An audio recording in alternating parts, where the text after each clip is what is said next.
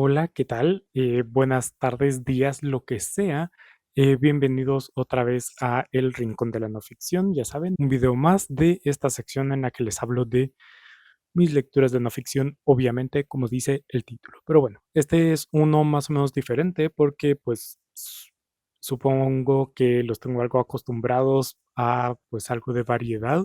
Yo personalmente pues estoy acostumbrado a ir variando y pues ir rotando los temas de no ficción que leo. Ya saben, he explicado varias veces el sistema que tengo, pero en este mes o en este video específicamente traigo dos de la misma categoría, que ambos son de política, que son las prisiones obsoletas de Angela Davis y la cuestión palestina de Edward Said. ¿Por qué? Pues obviamente por la situación, el contexto político internacional que pues hizo que pausara o decidiera pausar una lectura para darle prioridad a esta de Said porque pues me parecía lo más lógico, lo más importante, ¿verdad? Educarse sobre el tema que está aconteciendo actualmente, ¿verdad? Entonces, esos son los dos libros de los que voy a estar hablando en este video.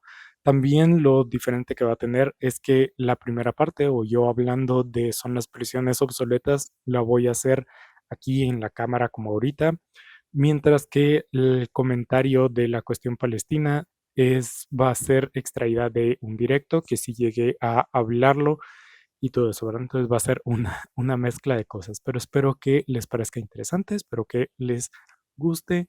Em, Como siempre, yo no tengo autoridad para estar hablando de estos temas, yo solo soy una persona que lee no ficción y de ahí vengo a compartirlo.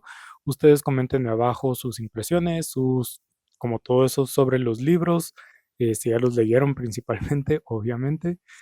También queda abierta pues la recomendación de antes que tomar mi palabra como algo más que solo mi opinión, pues adentrarse y leer los libros de primera mano, ¿verdad? Pero nada, yo soy Jack y esto es Project Dragonfly.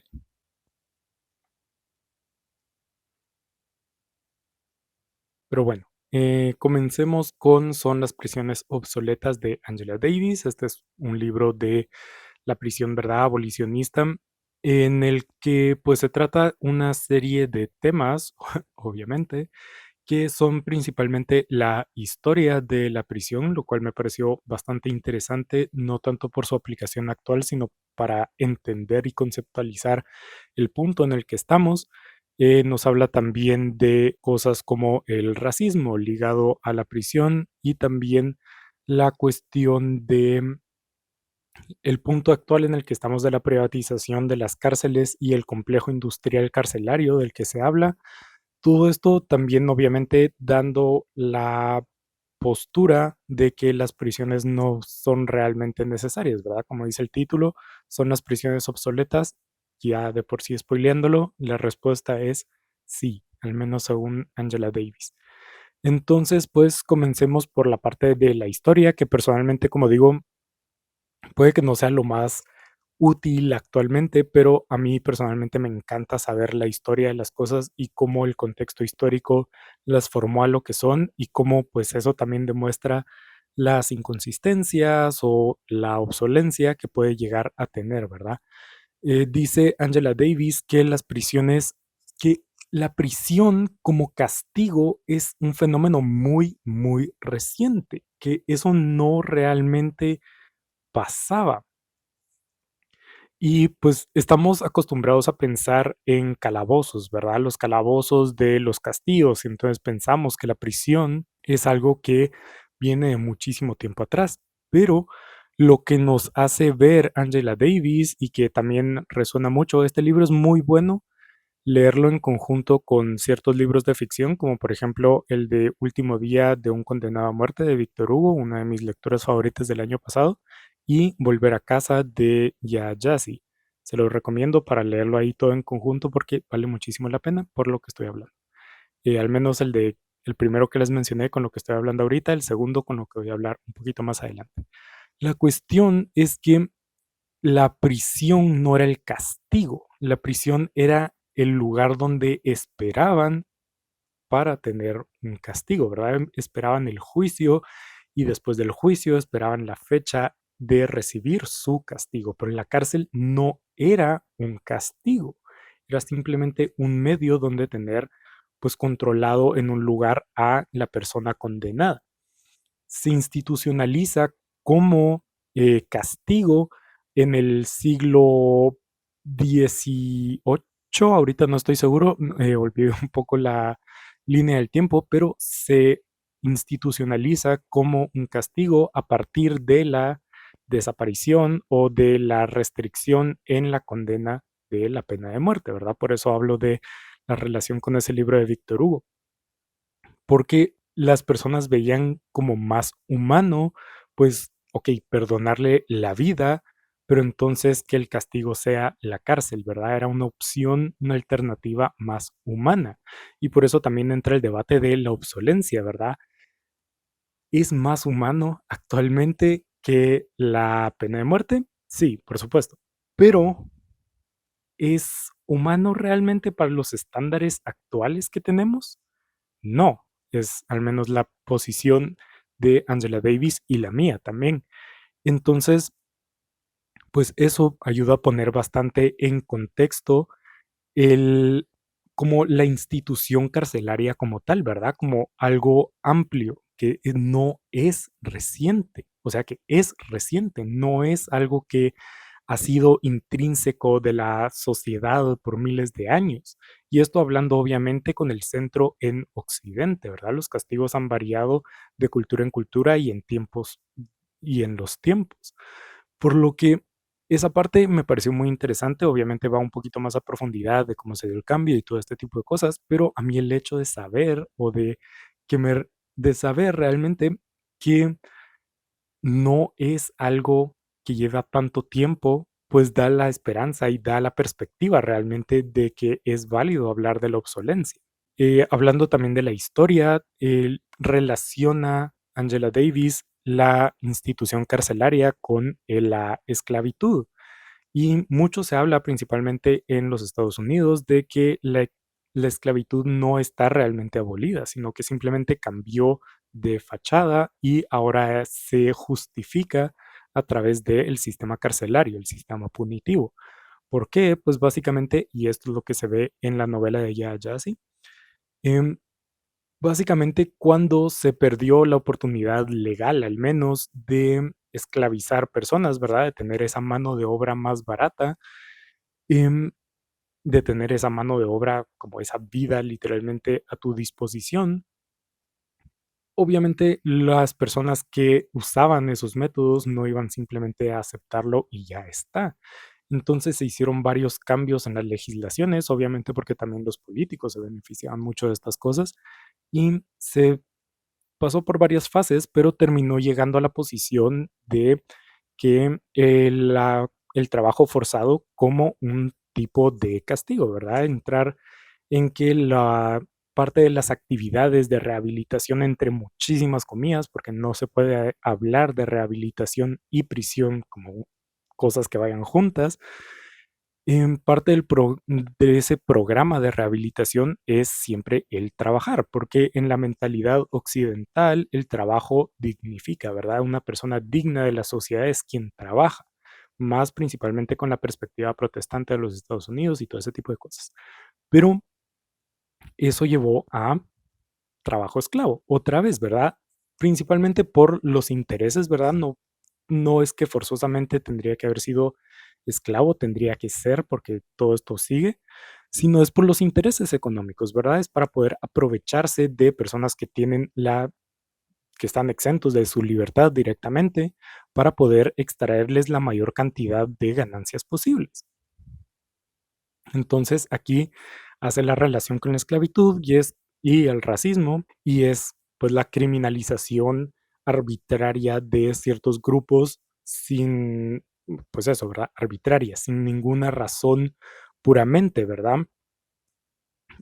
Hacer las leyes siempre como tratando de cortar a unas personas, ¿verdad? Que afecte más a un grupo que a otro, sobre vigilar, llamémoslo, ciertas comunidades para así tomar más personas como prisioneros, ¿verdad? Lo que pasa actualmente en los Estados Unidos, que las comunidades negras y latinas son las más vigiladas, ¿verdad? Tienen más presencia policial. Podemos hablar también de la desproporción en las condenas entre personas negras y personas blancas.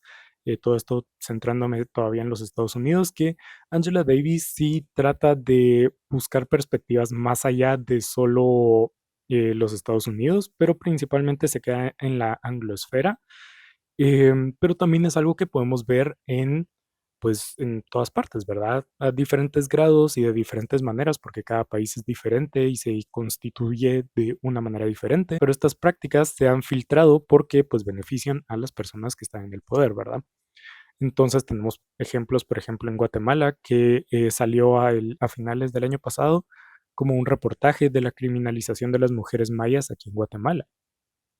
Entonces, une todo esto de un grupo ya con una como idea negativa, una preconcepción negativa sobre ellas, que han sido explotadas, y todo esto para poder seguir abusando de ellas, se les criminaliza y se puede aprovechar para pues continuar con la mano de obra barata o prácticamente gratis. Esto obviamente también va ligado a la pobreza institucional, ¿verdad? El fundar menos o dar menos fondos a pues infraestructura y programas dedicados o dirigidos a personas que han sido sobreexplotadas a lo largo de la historia, que obviamente la inequidad económica es lo que al final de cuentas lleva al crimen.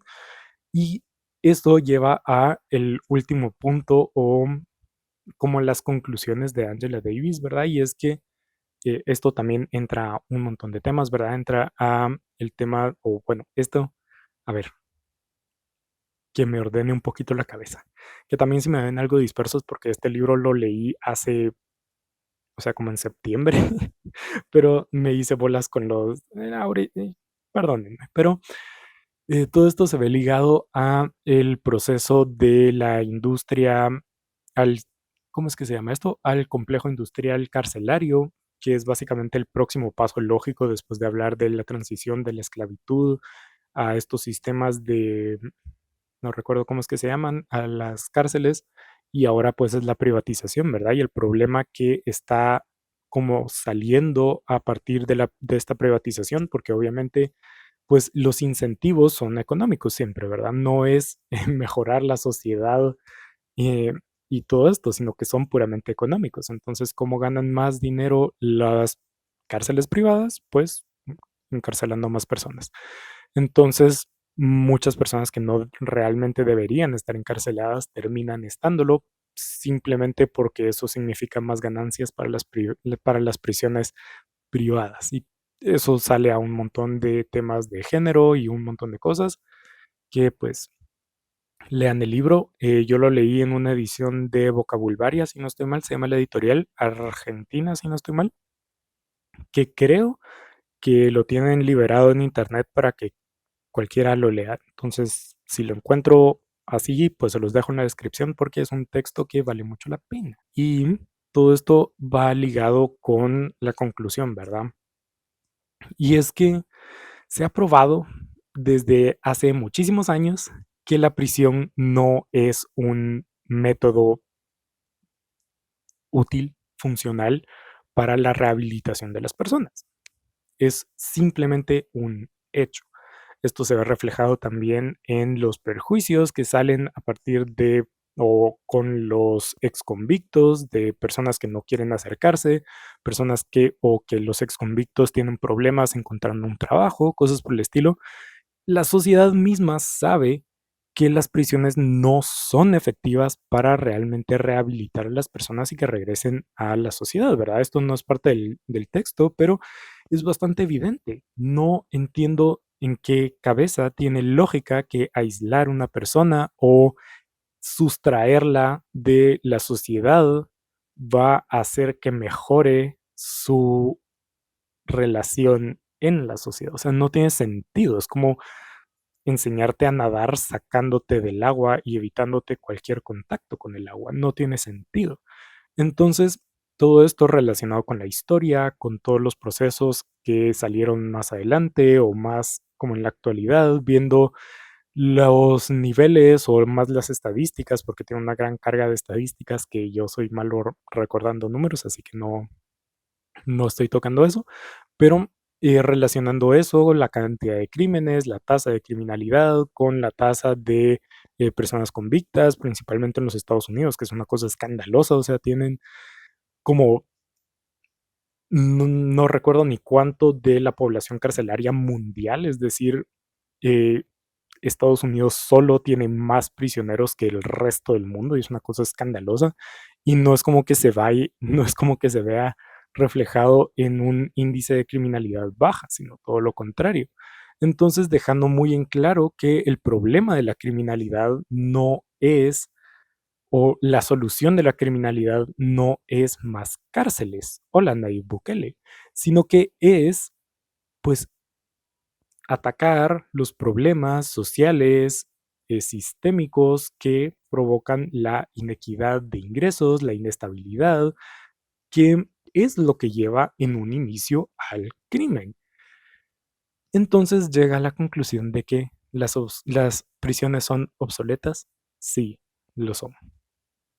Pero bueno, esto es más o menos un brochazo muy por encima de lo que es el texto. Es bastante breve, pero tiene muchísima carga. Se lo recomiendo muchísimo. Otra vez se los menciono porque a mí se me termina mezclando todo un montón de cosas, pero pues sí, espero haberle hecho algo de justicia a este texto. Vayan a leerlo. Pero bueno, ahora voy a pasar a darle espacio al clip hablando sobre una cuestión palestina. Esto es, como digo, sacado de directo. Creo que hablé muchísimo de este libro porque obviamente tenía que hacerlo. Así que ya me disculpo con la extensión de este video porque probablemente sea uno de esos que tira para largo. Pero bueno, pausé la lectura de no ficción que estaba haciendo, que era Masculinidades de R.W. Connell. Lo pausé por los eventos actuales del mundo, ¿verdad? Y me decidí a enfocarme ahorita en leer La cuestión palestina por Edward Said, por evidentes razones. Entonces, pues sí, ahí está, La cuestión palestina de Said. Said es uno de los pensadores más importantes en cuanto al tema de Medio Oriente y pues todo lo que es la subalternidad, ¿verdad? Su obra pilar, que es así como la cumbre de todo esto, el orientalismo.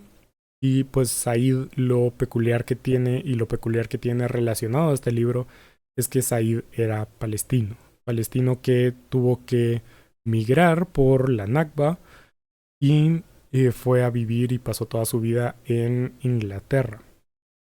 Por lo que teniendo esta como dualidad de identidad, pues le dio paso a tratar de abordar estos temas de, pues eso, ¿verdad? Orientalismo, cómo Occidente vio, conceptualizó y todo eso a Oriente y cómo eso formó como la política internacional.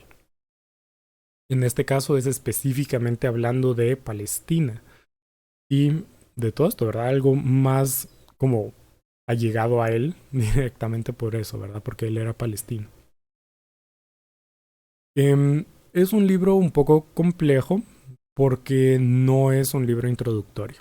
O sea, es bueno obviamente leer de este tema, pero este no es un libro especialmente introductorio. Em, Principalmente también otro de los problemas es que se escribió como el contenido como tal en los 70s, es decir, el libro tiene más de 50 años. Por lo que muchísimo ha cambiado en la relación de Occidente con Oriente Medio, con Palestina específicamente. La situación palestina ha cambiado bastante, por lo que pues otro de los problemas es que pues se queda un poco obsoleto, cosa que es inevitable cuando se hace un libro sobre política práctica, ¿verdad? No teórica, sino práctica. Em, Incluso que también esto une como los dos problemas, ¿verdad? Que se queda obsoleto y que no es un libro para principiantes. Se une en el prólogo y en el epílogo. Que aprovechando Said una nueva publicación del libro, pues lo prologa y lo antologa él mismo 20 años después. Entonces el prólogo es de los 90s, mientras que el contenido en general es de los 70s. Entonces, en el prólogo, obviamente no se iba a poder como meter em, a explicar toda la cuestión, ¿verdad? Entonces nos tira directamente un prólogo que es una actualización de la situación palestina desde los 70s hasta los 90s. Por lo que es un desfase temporal un poco importante, ¿verdad? O sea, son unos 3 doritos bastante extensos. Entonces, la comprensión al inicio es bastante dura. Em, yo personalmente, pues sí, estoy bastante relacionado con este tema. Llevo un par de años de constante lectura, no en literatura como oficial como tal, pero sí de relacionarme con el tema, relacionarme con la historia. Entonces mucho de lo que habla Said, pues sí tengo base para entender de qué me está hablando. Pero como digo, no es un libro principiante. Llega a cosas que yo tampoco entendí, ¿verdad? O sea, que era así como llegaba a puntos muy específicos dentro de la política internacional estadounidense y las relaciones, principalmente las relaciones de dentro de Oriente Medio, que es algo que se le da muy poca visibilización, ¿verdad? Uno de los más prominentes personas que hablan de este tema es Chomsky, Noam Chomsky, pero él siempre lo hace relacionando la política internacional estadounidense con el problema palestino. No se habla mucho del tema de Siria y Jordania y Egipto y su relación con Palestina y los palestinos como en la diáspora de allí mismo, no en la diáspora occidental. Por lo que, pues sí, es un libro bastante complejo. ¿Qué tiene? Pues que es muy, muy, muy útil, ¿verdad? O sea, eh, es muy útil, abarca mucho tema y tiene mucha profundidad, ¿verdad? El propósito de Said, según dice, es pintar un retrato de la experiencia palestina. Trabajo bastante complejo porque la situación palestina es única, básicamente, porque es un movimiento nacional, digamos, nacionalista, pero que la mayor parte de sus componentes son exiliados, son refugiados. Es un movimiento nacionalista promovido por personas que viven fuera y que algunas ni siquiera han puesto pie nunca en los territorios palestinos. Por lo que Said trata de hacer esta como representación de lo que es ser palestino. Obviamente también desde una parte bastante teórica en la que toma la historia, ¿verdad? No comenzamos simplemente a hablar de los sentimientos de los palestinos, sino de la historia, ¿verdad? Cómo se origina, cuándo se origina el movimiento sionista, la historia de el pedazo de tierra que conocemos como Palestina y que ahora se está conociendo como Israel. O sea, la historia de ese pedazo de tierra, ¿verdad?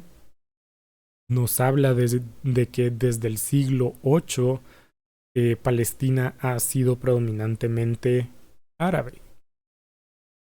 O sea, muchos, múltiples siglos de ser predominantemente árabe, de ser una tierra árabe.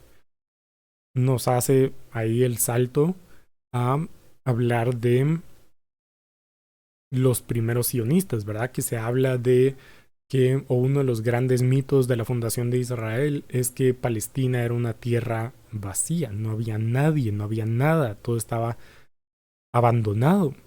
Y Said nos muestra como ejemplos, ya sea históricos o literarios, cosa que me gustó bastante. Said mezcla mucho como lo puramente teórico con las expresiones literarias, ¿verdad? Nos habla de cronistas, personas que han viajado, que viajaron en su momento y que escribieron en sus memorias de viaje lo que encontraron en Palestina, ¿verdad? Y en Palestina encontraron palestinos. Nos habla de, si no estoy mal, era Dickens, que habló de Palestina y habló de la cultura palestina y habló de todas las personas que estaban ahí. Todo eso manteniendo o refutando el mito de que Palestina era una tierra vacía. Said diciendo y mostrando que no era una tierra vacía, que estaba llena de palestinos. Nos habla también de la relación política principal de Palestina en ese momento, que era parte del Imperio Otomano.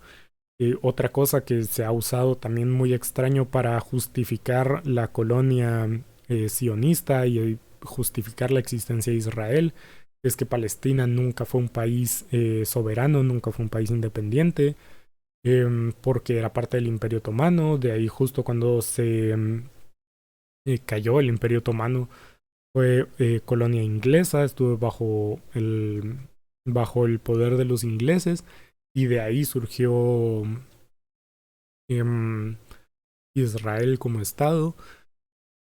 Y Said dice, ok, puede ser, pero ¿qué justifica eso? Pues, o sea, Palestina siempre fue considerado un territorio, o sea, no era como un pedazo de algo más, sino que siempre, aunque fuera parte de algo más, siempre era algo propio, o sea, Palestina era algo individual, algo de ahí, o sea, no era parte de, qué sé yo, no era parte de Siria, no era parte de Jordania, era Palestina. Entonces, pues ahí va poco a poco trabajando, quitando o explicando en contra de los mitos corrientes del sionismo, ¿verdad? Y llega pues a hablar de los inicios del movimiento sionista, ¿verdad?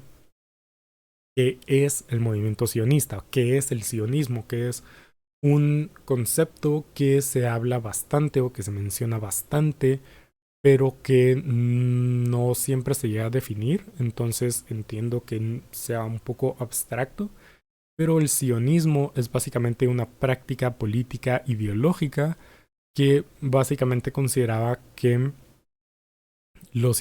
se necesitaba un estado, un etnoestado judío, básicamente. Em, Después se acentuó a que el estado tenía que ser en Palestina, ¿verdad? Que tenía que ser en el lugar bíblico de Israel, en la tierra prometida. Digo después porque originalmente ese no era el objetivo, ¿verdad? No era que específicamente desde el nacimiento del movimiento tenía que ser en la tierra prometida, en Tierra Santa, sino que, o sea, había múltiples lugares donde se consideró establecer este estado judío, que ya sea en Argentina, en partes de África o en Tierra Santa. Al final, por conveniencia política de Inglaterra y por obviamente el simbolismo religioso de Tierra Santa, pues se estableció que, ok, que ahí tenía que ser. Obviamente teniendo en cuenta que Palestina estaba ocupada por palestinos. Así de simple. Entonces, pues empieza a narrar la llegada de los primeros sionistas, de los primeros eh, europeos, porque a todo esto, pues siempre, o sea, fue un trabajo muy, muy, muy colonialista, muy, muy orientalista también, porque era un proyecto europeo. O sea, no era cuestión, o sea, obviamente tenía la cuestión judía, sí, pero también se vio como un enclave, como un fuerte, como una posición avanzada europea, blanca, para enfrentarse contra los musulmanes, ¿verdad? Contra los árabes, contra los salvajes árabes y el oriente. Se habló y muchísima gente de la época habló de justamente eso, ¿verdad? El valor moral, el valor como heroico de los judíos que iban a Oriente Medio y que llevaban la civilización a Oriente Medio. Esto es un cliché que todavía se repite actualmente, ¿verdad? Que es muy racista, como digo, y muy orientalista. Se habla, por ejemplo, de que Israel es la única o la más grande democracia en Oriente Medio. ¿Es eso cierto? O sea, en parte tal vez. Históricamente, definitivamente no. ¿Es siquiera Israel una democracia? No, no realmente. Entonces, se pone desde la retórica esta posición supremacista blanca, muy occidentalista, de, o de la supremacía occidental, de decir que la existencia de Israel ahí es un contraste entre pues, la barbarie árabe y la civilización blanca, ¿verdad? La civilización occidental. Obviamente se habla ahora de que Israel ya es un país como un poco más diverso. A lo largo de la historia han llegado como diferentes peregrinajes de judíos de otras partes del mundo, ¿verdad? No solo Europa. Su concepción fue puramente supremacista blanca porque fue puramente europea, pero poco a poco se han ido uniendo o han migrado más personas judías del resto del mundo.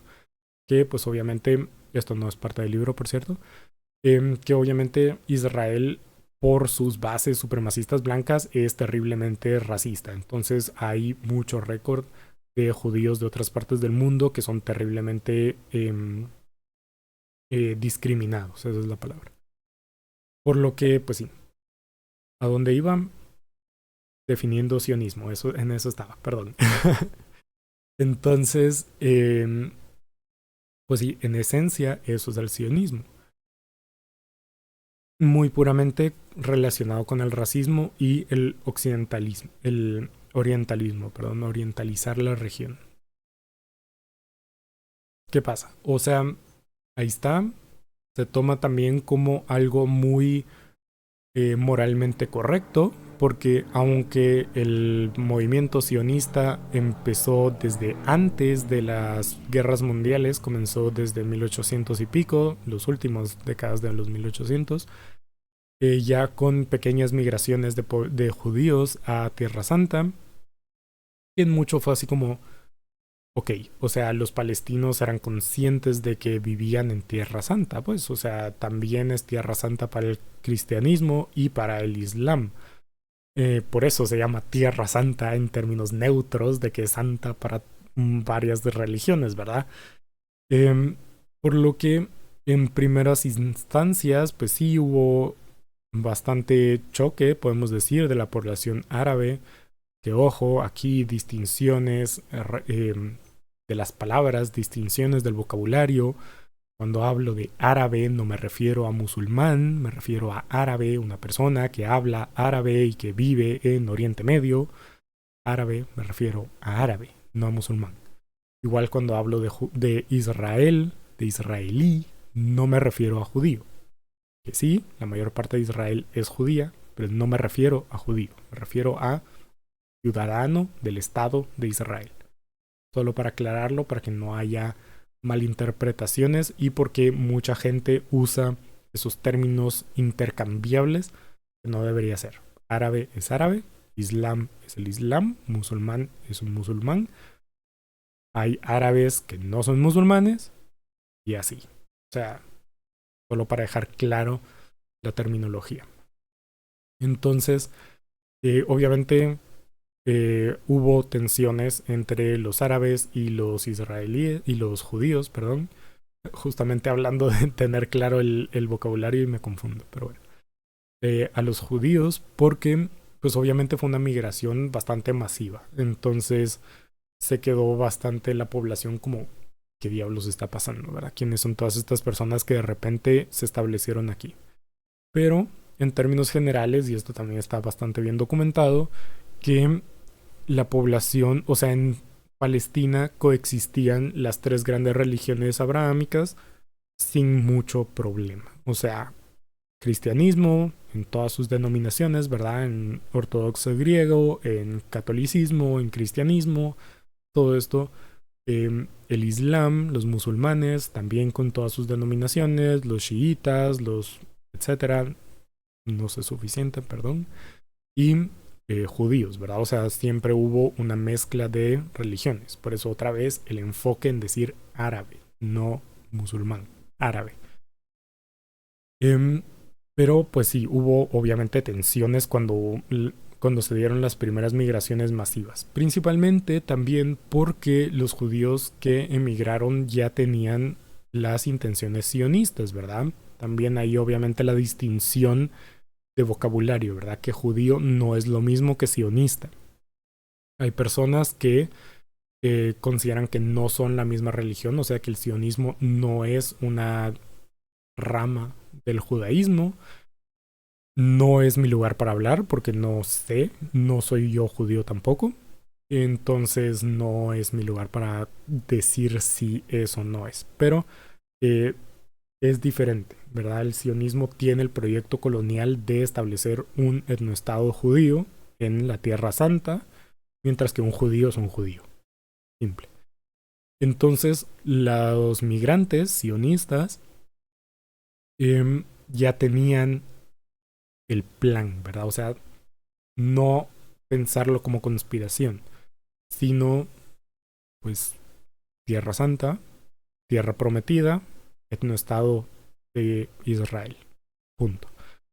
Entonces, eso también es cierto que provocó que las poblaciones o los asentamientos sionistas en Palestina al mero inicio, todavía en los 1800, fuera bastante cerrado, fuera bastante eh, exclusivista, de que aquí estamos los sionistas, aquí solo judíos, que pues sí, ¿verdad? Aquí, da un poco igual, pero en parte por eso es que surgieron las tensiones entre la población árabe y los sionistas, ¿verdad? No solo porque hayan migrado, sino porque eran cerrados, no dejaban la apertura, no se trataron de mezclar con el resto de la población de Palestina, sino que estaban ahí por su cuenta.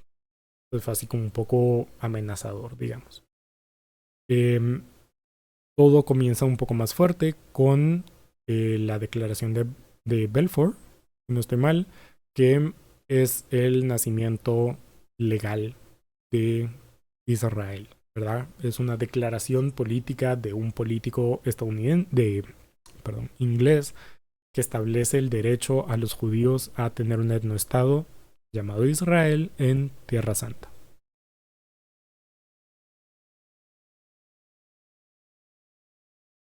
Por supuesto, Said va a muchísima más profundidad en todo esto que estoy comentando, ¿verdad? O sea, vayan a leer el libro. Eh, la declaración de Belfort, ya estaban los primeros asentamientos sionistas, entonces ya había una infraestructura, llamémoslo, para establecer el Estado de Israel. Pero después, la Nakba. ¿Qué es la Nakba? Se traduce o en árabe, Nakba significa el desastre. Que es básicamente el día de Israel, o sea, el día que nació Israel. Si ven en calendarios, el día de Israel coincide con la Nakba, que fue un momento, fue una movilización sionista inglesa para desplazar a la población nativa árabe de sus casas, sacarlos de sus pueblos. Obviamente hubo muchísimas asesinatos, masacres, violaciones masivas, de todo tipo de atrocidades llevadas por las fuerzas sionistas e inglesas para pues echar a los árabes y establecer ahí Israel. Eh, ¿Qué va? ¿Qué más va? ¿Qué toca? De ahí habla Said de la infraestructura principalmente política que tenía o que llevaba a cabo Israel para establecer su estado y para mantener esta idea de que es un etnoestado. Es decir, no es un, o sea, no simplemente querían ingresar la población judía, porque en planteamiento era la tierra para los judíos, no forzosamente sionistas, sino para todos los judíos. No era simplemente abrirles paso para existir en Tierra Santa, sino, como digo, era un etnoestado, es decir, un estado exclusivo para un grupo, ¿verdad? Eh, Así de simple. Entonces, no solo se hizo el desplazamiento árabe por medio de la fuerza o de la fuerza física, sino también con violencia legal. y con violencia más estructural. Es decir, desde el inicio de Israel han habido políticas que no permiten a los palestinos, por ejemplo, regresar a casa. Es decir, si un palestino vuela para afuera, va a estudiar al extranjero, no tiene derecho a regresar. Así ha sido desde los inicios. Eso obviamente es una violación a los derechos humanos. Es derecho humano poder irse de cualquier país, incluso el tuyo, y es derecho humano regresar a tu propio país. Entonces, desde los inicios, pues Israel ha violado los derechos humanos. Eh, Habla también Said relacionando ahorita con derechos humanos que el caso de Israel también es bastante peculiar porque muchos progresistas a lo largo de la historia lo han apoyado. Y es así como muy extraño, porque usualmente los progresistas son anticoloniales, son antirracistas, son todo esto, ¿verdad? Que desaprobarían Israel en todo, básicamente. Pero está el caso de la Segunda Guerra Mundial, obviamente. El Estado de Israel se establece después de la Segunda Guerra Mundial, principalmente porque había justificación moral, básicamente. Eh, Antisemitismo, el holocausto, fue como, o sea, se vio Israel como la solución para que la población judía estuviera a salvo. Es decir, si se creaba un etnoestado puramente judío, pues iban a estar más seguros, ¿verdad? No iban a haber locos, degenerados, antisemitas que fueran a asesinarlos. El problema es que salvar a una población del genocidio cometiendo otro, pues es un poco tonto, ¿no? Es, o sea, por Dios. Entonces, por eso habla Said que es curioso que mucha de la población o mucho del grupo intelectual, progresista y todo esto fuera pro-Israel, teniendo en cuenta que desde su mero inicio Israel viola los derechos humanos, viola todo este tipo de cosas. ¿Y cómo puede ser? O sea, es un acto colonial directamente. Entonces, pues sí, habla principalmente de todo esto de la relación de los judíos, de su historia, y cómo eso se usó como arma para pues, brutalizar a otras poblaciones. Dentro de pues, esta brutalización, dentro de la violencia estructural y legislativa, no solo está esta cuestión de que palestino que se va ya no puede regresar, sino también cosas bastante más salvajes, como la expropiación de tierra, obviamente. Es muy común ver este mapa que va mostrando la transición o los cambios territoriales que ha sufrido Palestina a lo largo de los tiempos, principalmente después de 1947, en el que pues está Palestina y ahora Palestina es la franja de Gaza y el Banco Este, el West Bank, Oeste, perdón. Eh, entonces todo eso ha sido con apropiarse de las tierras, quitárselas a los árabes, echarlos, ir masacres, todo eso. Se habla también de los incentivos que dio Israel para que los árabes migraran y así no tener que lidiar con ellos o robarles su territorio, como el hecho de no permitir estudiantes árabes en universidades israelíes y promover becas a estudiantes árabes para afuera, para el exterior. Se van porque pues quieren educación superior que no les pueden dar en el territorio y ya no pueden volver. Cosas por el estilo. No dar trabajo a personas árabes, que eso sigue siendo, o sea, en Gaza, antes de todo lo que está pasando, el nivel de desempleo era masivo, o sea, era de los más altos del mundo. No porque los árabes sean perezosos, no porque los árabes no quieran trabajar, sino porque Israel forzosamente, con no violencia legislativa y estructural, no da trabajo a árabes para poder echarlos del territorio. Y esto uniéndolo con otro tema que es Chomsky. Muchas veces, y de hecho Said lo hace un par de veces en este libro, se compara Israel y Israel-Palestina con la Sudáfrica apartheid.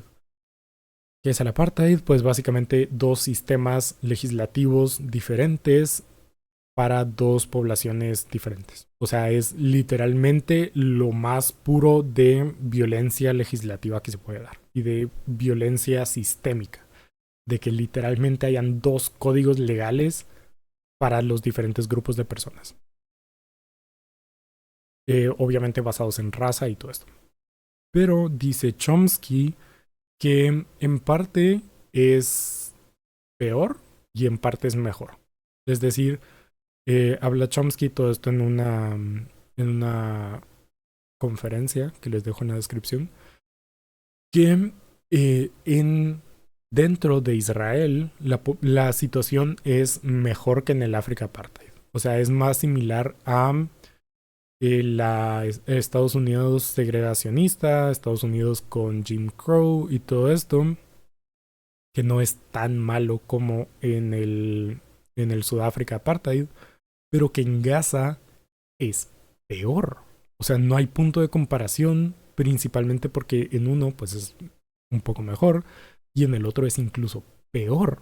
Y eso es una de las como problemáticas más grandes en cuanto a abordar política y teóricamente a Palestina, porque existen diferentes grupos, ¿verdad? Existen palestinos en la Franja de Gaza, en los territorios palestinos, ¿verdad? La Franja de Gaza, en Cisjordania, en Jerusalén del Este, no, Jerusalén del Este no, pero en el West Bank, que son palestinos viviendo en territorio palestino, bajo ocupación militar de Israel.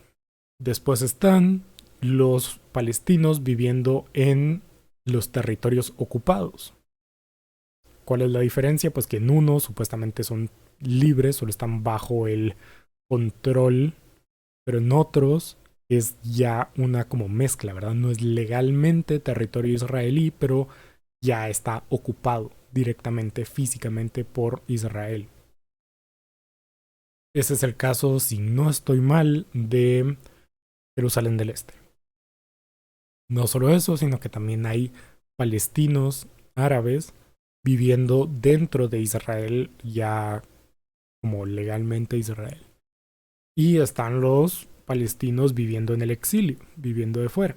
Exilio afuera, porque los irónicamente palestinos nacidos en Jaffa, que sus papás nacieron en Jaffa, que sus abuelos nacieron en Jaffa, aunque el territorio, aunque sigan viviendo en Jaffa, son considerados exiliados, son considerados refugiados, mejor dicho, refugiados.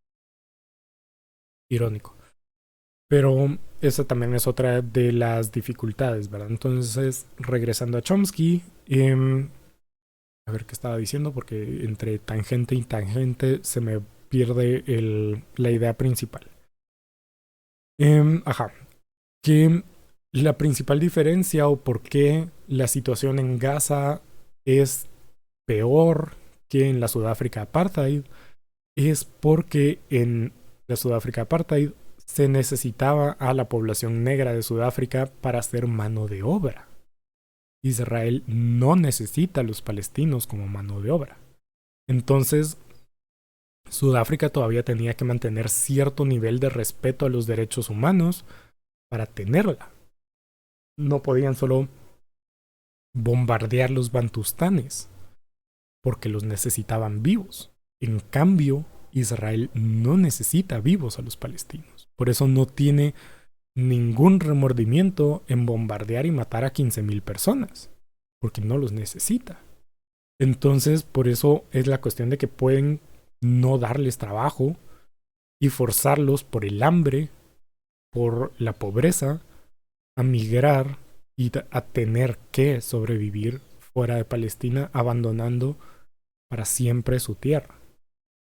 Entonces, Said habla de estas y otras estrategias israelíes para seguir expulsando, ya sea violentamente a través de guerra o legalmente y estructuralmente a través de todo esto, a la población árabe. Esa es, perdón, esa es otra parte del libro. Ya está la parte como histórica de antes de Israel. Está la parte de como directamente las relaciones y todo eso que se vivió. Y está la parte que es más política directa, actual, entre muchas comillas, porque como digo, este libro es de los 70, entonces actual en la época. Y de cómo ha cambiado la posición política de Palestina, cómo ha cambiado la perspectiva externa de simplemente empezar a admitir que los palestinos existen, porque nunca se les ha dado ese privilegio, ¿verdad? Nunca se les ha dejado existir. Desde la creación de Israel con el mito de que Palestina era una tierra vacía, a la falta de representación palestina en, por ejemplo, Naciones Unidas. La falta de representación política palestina en otros círculos políticos internacionales. La falta de mencionar siquiera Palestina cuando se habla de la situación de Medio Oriente. Entonces hablas ahí como la última parte del libro en los avances que se han dado para que los palestinos simplemente existan, ¿verdad? Existan en la mente de las personas. Habla también mucho de la OLP, la Organización de la Liberación por la Liberación Palestina. Habla de los esfuerzos de la OLP, cómo llegó a representar como la primera genuina representación política propiamente palestina.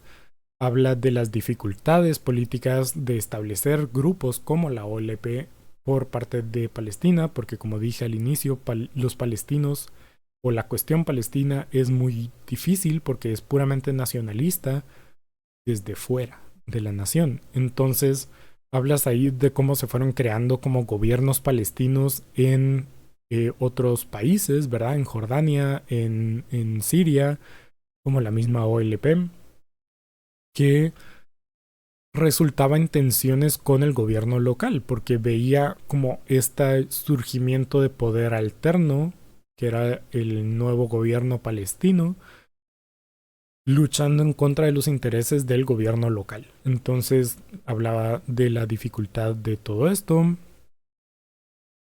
Y a ver el internet, que me salió un mensaje. Siempre no puede haber un directo en el que no pase un mensaje así como, oh por Dios, ¿qué está pasando? Confiando en que todo esto se vaya a ver porque no sé qué está pasando. Continuemos, ignoremos ese mensaje.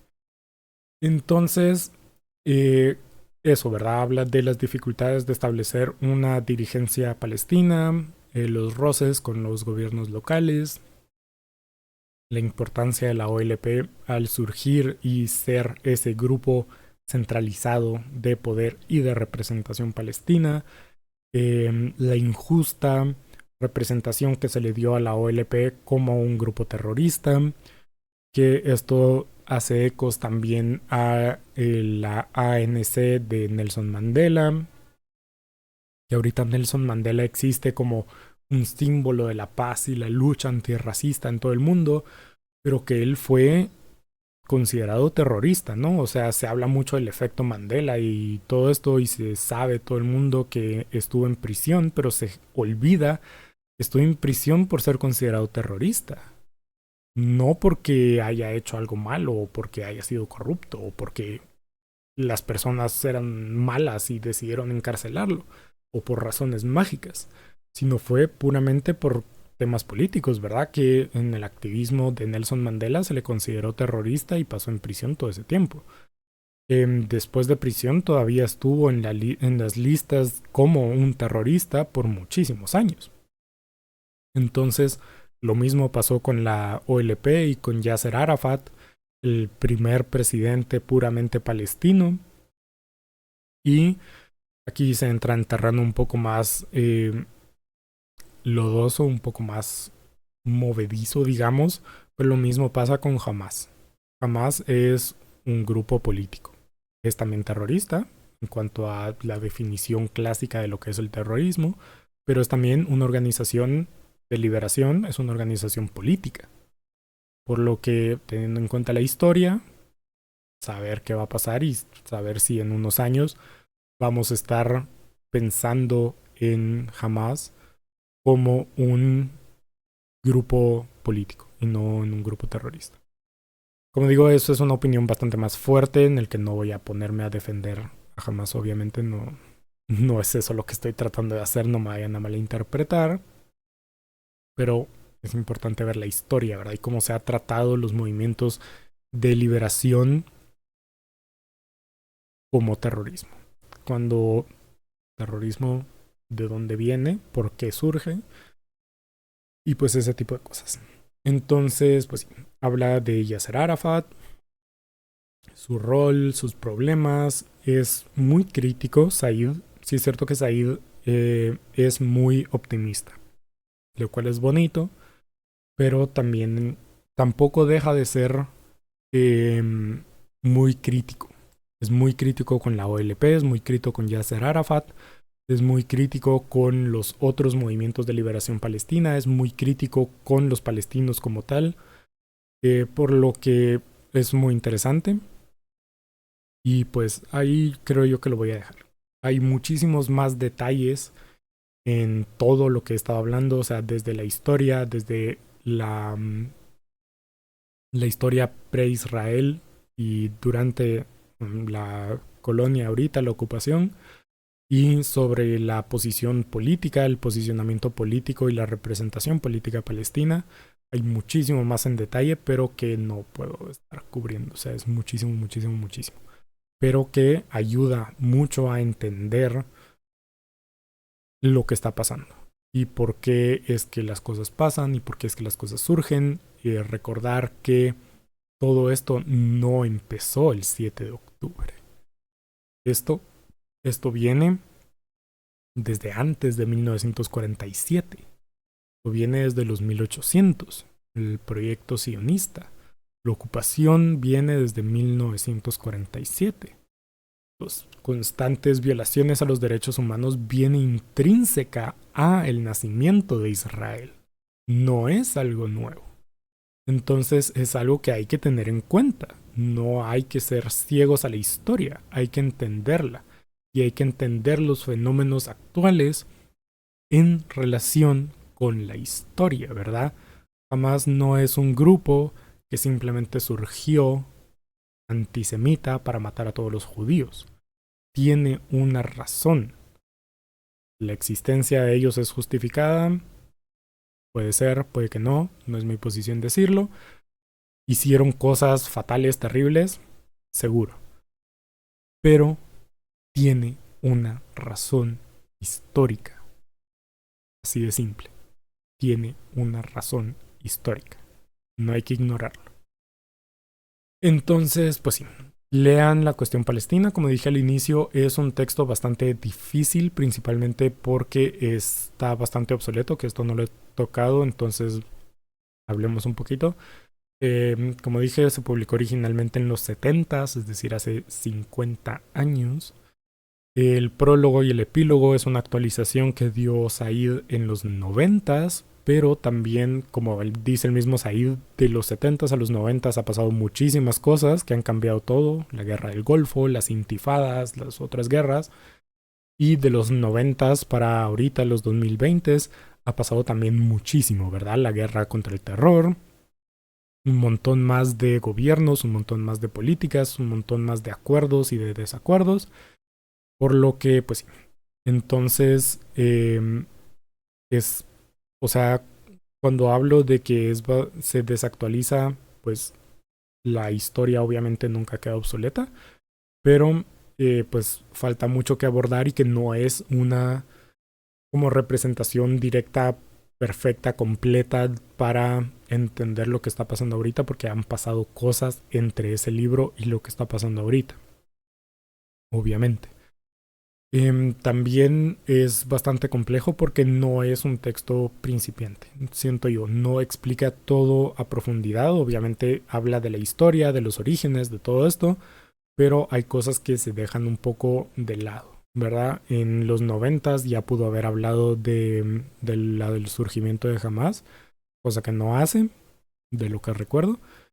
En los setentas no existían, por lo que pues hay cosas que faltan explicaciones, que incluso yo que sí he leído un poco sobre el tema y que sí llegué a este libro ya con bastante bagaje sobre la historia, sobre la situación, sobre la política, sobre todo esto de la región o específicamente de Palestina, pues ciertas cosas como los problemas internos con Siria, con Jordania, con Qatar, con Arabia Saudí, con Egipto, pues me tomaron bastante desprevenidos porque no me los conocía. Entonces es un texto bastante difícil, pero que es muy, muy importante leer sobre estos temas. Muy importante educarse. No voy a venir con el cliché de decir si no conocemos la historia estamos condenados a repetirlos, porque la historia ni siquiera ha terminado como para empezar a repetirla. Por lo que, pues sí, lean ya sea este libro o cualquier recomendación de literatura sobre este tema. Tengo un reel mostrando literalmente como 10 libros que hablan sobre este tema. Lean cualquiera de esos. Pero bueno, ahí está. Eso, ahí voy a dejar la cuestión palestina. Como digo, podría pasar hablando sobre este libro, sobre la cuestión, sobre la historia por otra hora más, pero no creo que aporte eso mayor cosa. Leando este o cualquier otro libro. Pero bueno, eh, ya está. Eso fue el wrap up de este mes.